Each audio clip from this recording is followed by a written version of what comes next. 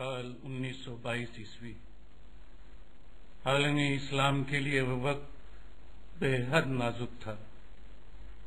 قسطنطنیہ پر اتحادی قابض تھے۔ سلطنت عثمانیہ کی اینٹ سے اینٹ بچ چکی تھی۔ اتحادیوں کی ایما پر یونانیوں نے اناطولیہ میں فوجیں اتار دی تھیں۔ شریف حسین جنگ کے زمانے میں انگریزوں کے ساتھ مل کر سلطنت عثمانیہ سے بغاوت کر چکا تھا۔ اس وجہ سے انگریزوں اور فرانسیسیوں کو عرب کے مختلف حصوں میں براہ راست مداخلت کا موقع مل گیا تھا۔ اس طرح مسلمانوں پر رنج و قلق کی گھٹائیں چھا گئیں۔ ہمارے ملک میں ہجرت کی تحریک جاری ہوئی، پھر خلافت اور ترک موالات کا دور شروع ہوا۔ ہزاروں مسلمان قید ہو گئے۔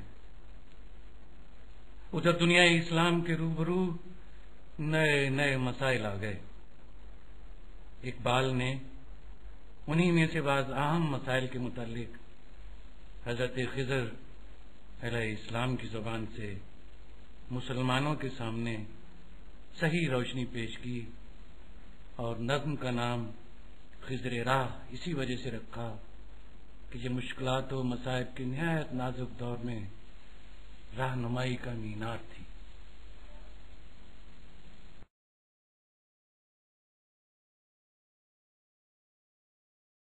شہر لاہور۔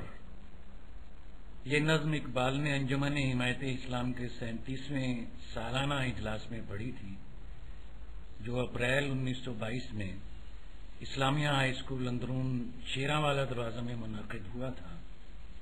یہ نظم سننے کے لیے بے شمار آدمی جمع ہو گئے تھے۔ اندازہ کیا گیا ہے کہ پورا مجمع 20,000 سے کم نہ ہوگا۔